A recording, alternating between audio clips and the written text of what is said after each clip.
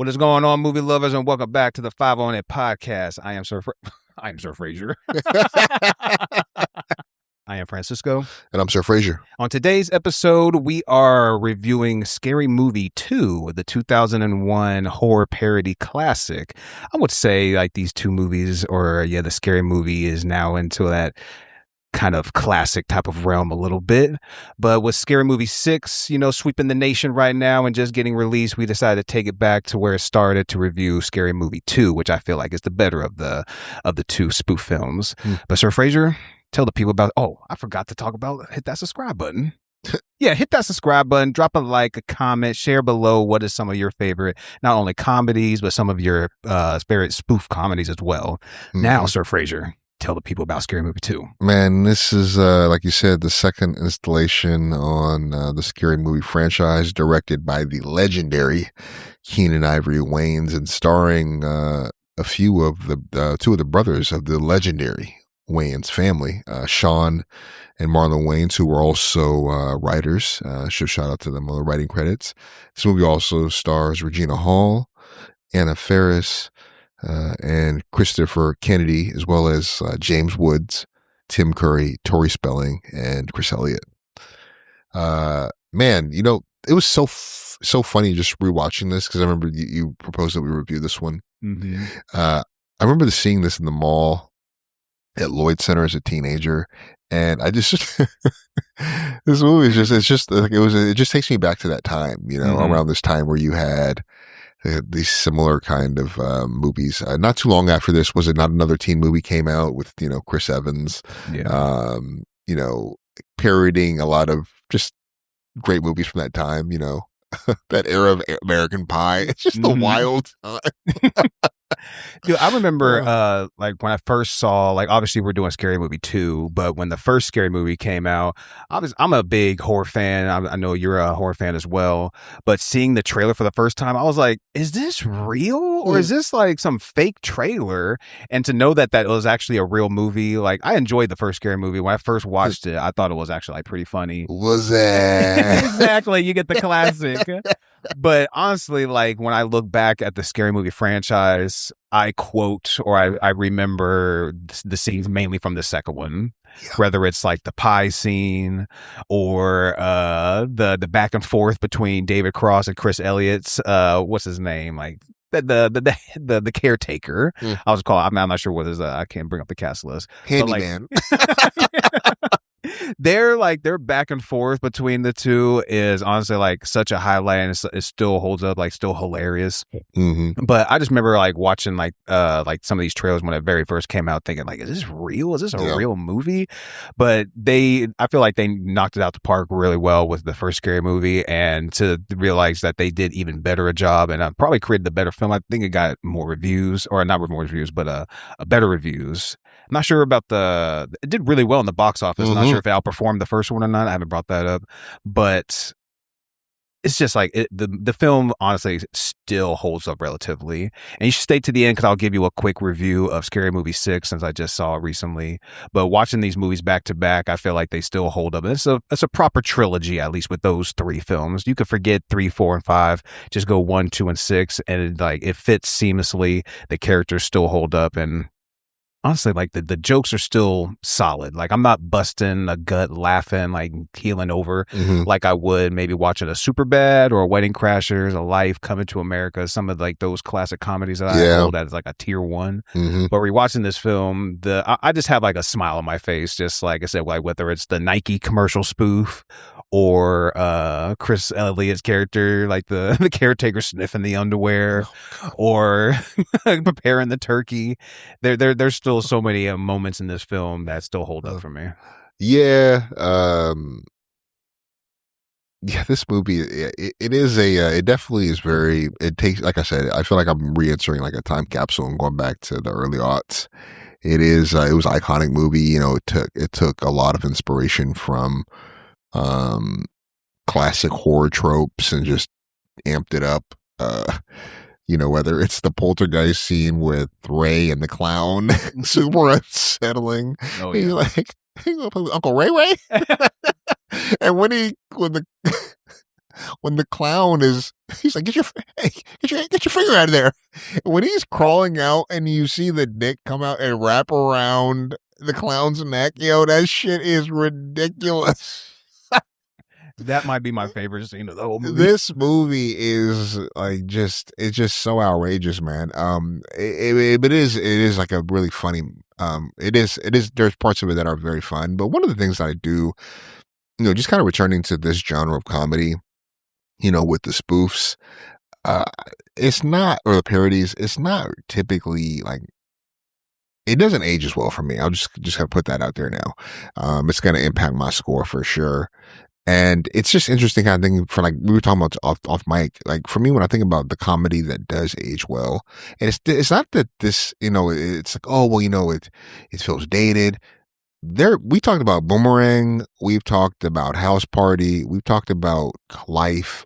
Other comedies from the 90s or even this similar period that have aged well. Mm-hmm. Ace Ventura is another one that doesn't age very well for me. Yeah. Still funny at times, and this is kind of where it is for me with this movie. Mm-hmm. Marlon Wayans' character definitely it doesn't age as well. He does not age. Shorty does not age as well. There's some really good moments where he's fucking the ghost in the closet. That was a funny scene. Yeah. But the scene like where he's getting rolled up by the tree, like that didn't really do it for me. That part wasn't funny. Visually though, the tree still looks good. No. Some of the visuals, for as old as it is, like even like the ghost of the dude, I was like when he's having like the wheelchair like standoff with David Cross. I was like, visually, like this still kind of holds up, but like some of the comedy, like some of the jokes hit because we've already been down this road before. It's very nostalgic since we've seen it done and we know what they're referencing and stuff. Like the Charlie Angels fight scene was pretty fun. Exactly, that reference. The drunken monkey when he brings out the bat, she's jumping in the air. It's very, like you said, it doesn't. Some of it doesn't age well, but like. It's like with spoof comedy is for like the time, and like it has a very like just kind of like a short window. It's not the highbrow comedy, like the narrative that they have, like the whole plot, like it's very kind of like lost in the weeds a little bit because it's almost like you're just seeing a bunch of kind of sketches kind of just take place and like the plot is like, they're weaving it through, but it's very thin. Mm-hmm. And so you're just kind of left with like these like just kind of short clips. Like you could easily watch Scary Movie 2 just off of YouTube and pretty much kind of get the gist of it. But like some of the stuff like you mentioned, like where there's like Shawn Wayans is like doing like the balloon animal scene, or like I mentioned with David Cross and everything, like or tossing his own salad and stuff. I could do it myself. Like some of those scenes, he was so offended. Yeah. And so that's where like it kind of gets into like, I just don't like if like it gets into the score as well, like recommendations of like this movie. Like if you like, or if you're a horror fan and you kind of like goofy movies like or and comedies like that, then I would probably recommend that to somebody. But like if you don't really like that goofy shit, then I just don't know if like you're gonna like kind of like mess with like these type of movies. Well, one thing I did want to say, because this is directed by Keenen Ivory Wayans, but a movie that I do dig that is a crime like comedy is Low Down Dirty Shame. I love that movie. That is such a great movie for me. I haven't watched it in a while, but great cast. Charles S. Dutton.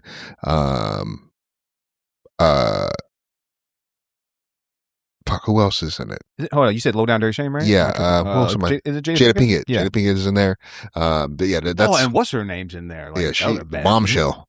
Yeah. It's a really great movie. But a movie another parody movie that I think I do hold higher than this is Low Down. Don't Be a Menace while drinking your juice in the hood. Oh, I still love that movie. It's still, I haven't watched it in a while, but that movie is hilarious. Yeah. And even like one of the better comedy, like I still don't love the movie as like a White Chicks. Like going back to even like some of like the characters in that movie, or even like a Terry Crews. Obviously, we know like some of the dinner scenes and even how it ends. Like, didn't somebody tell you this was an all white party? I never seen that one. You never seen White Chicks? Oh, I wonder how well you would like it, especially coming from like this is like, it's not really like, it's just like, it's more the regular, it's not a spoof comedy really. So I wonder how you would kind of like take something like that, because it's not like it's not a tier 1. Some people probably think it's tier 1, but like it has moments where it's hilarious. Like I mentioned, like with Terry Crews, anything involving him, he probably steals the whole show. But I don't know, like there's just some stuff that where it's like it lends in, like you're dancing on that kind of corny kind of side where it's like it's kind of funny, kind of corny, where you're like, I just don't like.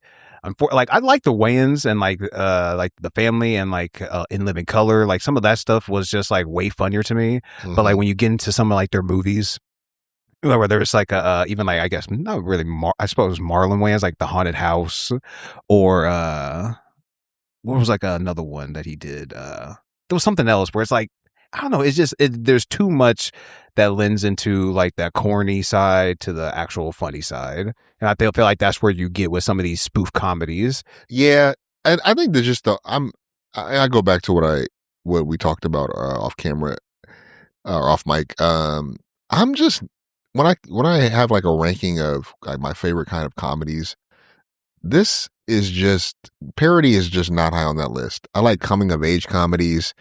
I like crime buddy comedies, you know, like when I think about some of my favorite like tier 1 movies for like comedy, Rush Hour 1 and 2 are up there for me as like tier 1. I love those movies. I can rewatch them endlessly. Life is probably another that's tier 1. And then you got like then you got like stuff that's kind of like borderline 2, 1, like super bad for me. Yeah. This movie is like Wedding Crashers for sure. This movie is in tier 3. For me. It honestly might even be just a step I mean, up, and I'm like this is in the same tier of like Half Baked for me. Like it might be, well, yeah, it probably all in that same tier as Half Baked. Yeah, I'll probably agree with that. It's because like it's low because with those comedies, like you're following an actual plot narrative and these characters, and then you're just finding the funny in like what they're trying to accomplish. Because even the Nice Guys, like that's another one that would be higher than this easily. Yeah, exactly. Bullet Train as well. Like there's like a Bullet Train. Like that's like a. I mean, would you? Well, that's like a crime comedy, right? I mean, there's definitely comedic elements throughout that whole. I'll just movie. call it action comedy. Action. Okay, fair enough. Yeah, it might be like maybe 60-40 action comedy. Yeah, because like there's some moments in there where it's like I say, you're finding the funny in like some of these natural moments that might occur, and these might be some like exaggerated circumstances, but you're still like are like keeping it sort of grounded. With spoof comedies, I don't know, like you said, like we're living in another kind of world, I suppose, because like the plot is like it's very loose, and when things kind of happen, it's like if somebody just falls out of a window, it's almost like a Looney Tunes style. Yeah, it's like they don't really Three Stooges almost kind of like David Cross. He fell out of the window, but then you see him later, just like oh shit, like he's just covered in twigs and everything like that. Like he's not covered in twigs literally, bird shit. Like where these fishes come from? It lends into itself like where it's almost like a cartoon in a way, where like nobody really gets hurt. Like Shorty gets his head cut open, but he still survives at the end. But that's what like Shorty was like when I was younger. He was the funny. I thought he was the funniest one, but like now rewatching it, I'm like, yeah, David Cross in the wheelchair, Mr. Hands, and Shawn Wayans. Yeah. What was Shawn like? What was his name in the movie? Ray. That's it. Yeah, and Ray. Well, I was gonna say Shorty was my favorite back when I was wearing oversized black tees. Yeah, exactly. You feel me? Like that's like that era of my life. You feel me? When I was going to Champ Sports and buying those 5 for $20. Oh yeah, 100%. But yeah, I mean the scenes with the handyman are always good. Like he's like, give me your other hand. Yes, it's not strong enough. Like, oh, forget it. Fuck it, I'll fall. Dude, or even I totally forgot, like, even like the whole like the tattoos, the Ray fucked me, or like tucked in or out. I was like, oh my God. I totally forgot about the parrot though. I'll be honest. Like I pretty much remembered this the cat. Yeah. Dude, like even when like she shit in the cat's litter box, I was like, hell no. Or even shout out to Tori Spelling. Totally forgot that she was in this movie. And when she's like getting the whole poltergeist grape scene, and she's like, "Oh yeah, give it to me." Well, yeah, when he looks at her panties and the days don't line up, I was like, "Oh, yeah. I was like, ooh." Oh man, but honestly, that lends into and then her toes. That was for the foot. Bro, it's like flashback to Boomerang when he like pulls up the fucking sheets and looks down. He's like, ooh. Yeah, that lends into you sneak out of here. obviously, like you mentioned the cast, but it's like I think it's a highlight of the film is the cast itself. Yeah, great screen chemistry. Yeah, because not only you have some OGs in there, but you have just some people that I said like steal the show. Even like a James Woods, Tim Curry, James Woods at the beginning with Andy Richter, and he's like, "Father, get off of her." I just remember this movie is, like I said, remember, it's super nostalgic, and so you're thinking back to like kind of when you first watched this. So when they're all vomiting on each other. Yeah. So I was like, oh god. Or like with the PC when it's like aggressively long, you're just like, oh my god, that is disgusting. Yeah. But still, like the movie itself, like I don't want to beat a dead horse or anything. I say like how like low down the tier list it is, but it's just like, yeah, when you watch a spoof comedy, you're gonna, and especially since you watched it before, I'm probably never gonna rewatch it again. Unless like somebody has it on. Yeah, like I probably wouldn't have even saw like Scary Movie 6 in theaters, but my daughter was just like, oh, let's I want to go see this movie. So I first told her, I was like, you should probably watch the first one or the second one to see if you like this type of comedy. And honestly, that's kind of where I would land if somebody was like, ooh, let's go see the new Scary Movie. I'm like, yeah, maybe. It's like, it's not what you maybe think it is. It's or like, we could see He-Man. Which I'm seeing as well. Look out for that. My little, might throw that on when I'm high for next week. But it just gets hard trying to recommend like a movie like this to like certain people, because it's like, yeah, there's some funny moments. It's like, if you like that goofy stuff, but it's like, do you know what they're referencing? It kind of brings these questions with the recommendation. It just brings some caveats, like especially if you're not of that generation. Yeah, exactly. Yeah, again, which adds to just sharpens the point that it doesn't age well. There's certain comedies that age well for me, like Beverly Hills Cop. The first one came out before I was even born, but I've watched them multiple times in my life at different points in my life, and it's still good because the writing is good. Yeah. And the acting and the comedy is all on point. The story is strong. Even a Dumb and Dumber that has like a very like thin plot where it's just like, oh, this guy, he finds luggage, he's in love with this woman, and now he wants to return the missing bag to the woman because he's in love with her. But it's a little place called Aspen. Yeah.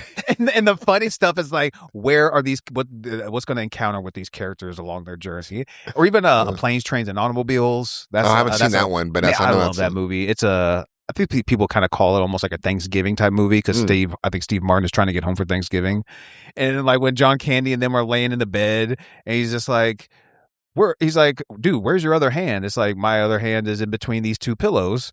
Those aren't pillows. He obviously has the hand between his cheeks. It's like, man, just finding the plot doesn't have to be like super thick. You don't need this whole dramatic thing. It's like, keep a simple plot. Case in point, Home Alone. Exactly. Have some sort of journey, and let's just find the shenanigans that this character or these characters are going to ensue. And unfortunately, with spoof comedies, it just kind of, it just misses like those like plot threads and things like that. It's like almost like a highlight reel or a clip show. Those spoofs are so dependent on other sources, right? And so to try to write a really cohesive story with that in mind and what they're seeking out to do, odds are you're not going to get a really great storyline. You're not. It's going to be very chaotic. It's going to feel like skits, to your earlier point. Exactly. But yeah, then more so than a cohesive story. But yeah, I mean, with that, you want to put scores? Yeah, I'm ready, man. I can start it off. We just did a Backrooms review, and I almost feel like I have a similar rating to this, where like I'm dancing in between a 2.5 and a 3, because I still have some nostalgia to it. But like I mentioned, like it's hard to recommend to like a certain crowd of people. So like I think I would have to just give it a 2.5, just because it is like a hard movie to recommend. I probably won't like rewatch it. Although I do have some fond memories and some nostalgic, there are some classic scenes in it, like I mentioned with like the dinner scene, the Nike parody, still some quotes that you hear into today, like the tucked in or out, use my strong hand. Like I feel like I look back on this movie with fond memories, but it's just not a movie that I just particularly want to revisit that much. But if somebody did like, say, if you like that goofy type of comedy, you're a horror fan as well, you've seen like this type of era of comedy, or I mean of horror films, then I would recommend it to you. But I feel like it's a specific niche of people, a specific group that you would have to like keep this to. It just doesn't have that wide mass appeal that like some of the better comedies do. So it just falls a little short for that. But like I'd still look back on this movie with fond memories, and when I watch it, I have a smile on my face. So it's a strong 2.5 for me. Yeah. Well, we're in agreement this week. I would say 2.5 as well. I think for this genre, one of the most telling, one of the most, I guess, the big tell for me about a good comedy is the rewatchability factor, and this movie just doesn't have it. I will not probably throw this movie on, or this franchise's movie on anytime soon. Years will pass by, just like it was for this rewatch. Yeah, and to me, with the comedy, like with that genre specifically, I need to be able to go on and rewatch this and revisit it. Superbad, Wedding Crashers, Rush Hour 2, like those movies I can go back to easily. Life, and this movie is just, it really is just, it's just not that for me. This isn't really my particular genre of comedy. I've realized as I've gotten older, but I do have strong and fond memories of this movie and of that time and the aesthetics of this movie. So yeah, there is definitely things that I do really appreciate, if nothing for the nostalgia, if nothing else but for I the feel nostalgia. like you can rewatch this movie, just like I mentioned, on YouTube. I can see the funniest parts there. Yeah, you could just watch those clips and you could still get its worth. Like, but like when I'm going to sit down and actually put on a movie and like, get a snack and all that type of shit, it's like I need that narrative a little bit. I just can't watch just, I don't know, this type of like spoof comedy. Like, and none of them really hold up. Like, I haven't actually seen Airplane, but people like love that movie. People say like that is like, the holy grail of spoof comedies. But it's like, maybe I will watch it just to like, maybe it has like, maybe it lends itself more into the comedy side instead of like a spoof. What's that actor's name that plays the lead? Leslie Nielsen. I'll be frank, I've never been a fan. I've never sought out Naked Gun in this movie. I've seen like the clips and they're like cool, but I've never gravitated to that franchise, to him as an actor or that style of comedy. Me neither. But it's like, I like to try to appreciate what other people see, and it's like, especially if I haven't seen it, it's like I typically wouldn't go for it. But it's like, you know what, maybe I should give it a shot, because even like let's say a Dune for more recently, or even Game of Thrones, that is something where I was like, I'm not fucking with this. Nah, that's true. I was like, nah, and I was like, and then I finally was like, you know what, let me just watch this shit just to see what everybody else is saying, and maybe I will see it too. And shit, I did, and I loved it. So it's like, maybe I'll give those maybe not Naked Gun, but maybe I'll give Airplane a whirl one of these days and see how much that holds up. For sure. But let me give you my quick Scary Movie 6 review here. Let's go. I mentioned that, I mean, coming out of it, I still have a positive review of it. I mean, seeing it like back to back with like a Scary Movie 2, it's still like, I suppose, like not really holds up, but it's like it fits kind of. It's still in that same realm. Like, it doesn't get too on the corny side. You're still getting hit with like some really good jokes. You're following like the OGs, how they picking up these characters, and I still feel like they still do a good job. But like watch a Scary Movie 2 and like seeing like kind of the shortcomings, how like Shorty's character has kind of like, that character's kind of like missed his time a little bit. Like Shawn Wayans, like Ray, still holds it down for me. Like when he's parroting Sinners, or when he's parroting Get Out, those were like some genuine laughs for me. I'll kind of mention the Get Out joke, because in Get Out, when like he's outside and you have the dude running, there's Shorty's outside smoking. And then you see a naked dude. Well, he's not really, I think he does in his underwear, but you see a naked dude running and with a mask on, and then he just takes off just like in Get Out. And then a second later, he's like, you should go to Shorty, and he's like, what the fuck? And then he goes back, and then you see Shawn Wayans, Ray, in like in pajamas, and he's like, I'm gonna get you. And when the scene when they're parroting Sinners, like if you know the reference that they're also parroting as well, like they're parroting Sinners as well as a YouTube clip. There are some jokes, and even when like their nephew, when he's getting killed, like in this like super racist ways, like Ghostface comes out with like a whip. And then he's like, really? For real? And he's like, well, I just found it in the shed. And then like he's kind of like crawling away, and then he sees Ghostface again, and he's preparing a noose. And he's like, for real? You're really gonna do that? He's like, bro, it's not how it seems. And then he pulls out the gun. Ghostface pulls out. He's like, fine. How about this? And he's like, another black man dying to the gun violence. And so there are still some moments that still hit with the comedy, but also they're spoofing stuff that's relevant today. So we'll see if it still has the staying power or the less of the staying power like a Scary Movie 2. I feel like I'll rewatch this. That's how I watched the Scary Movie 2 with like fond memories. I'll have a smile on my face. You should definitely watch it at least once, because like it'll definitely hit probably that first time. But after that, it'll probably be like, yeah, one and done. I watched it. Now after that, those jokes just will live on YouTube for now on. Well, you know what's funny too, though, is just I think one of the cool parts about this movie is that it's like a gateway drug. It's like I'm down now. I'm entering this rabbit hole of like thinking about and revisiting the horror movies that inspired this. Like, remember The Haunting? That movie it clearly draws a lot from that with Liam Neeson. I'm trying to think some of the other horror influences, like maybe Scream 2. I rewatched Scream 1 not too long ago. But yeah, just kind of revisiting like a lot of these movies that heavily inspired, this one. But yeah. It is that part has been fun. Kind of like, oh shit, I forgot about that movie. And then Googling it.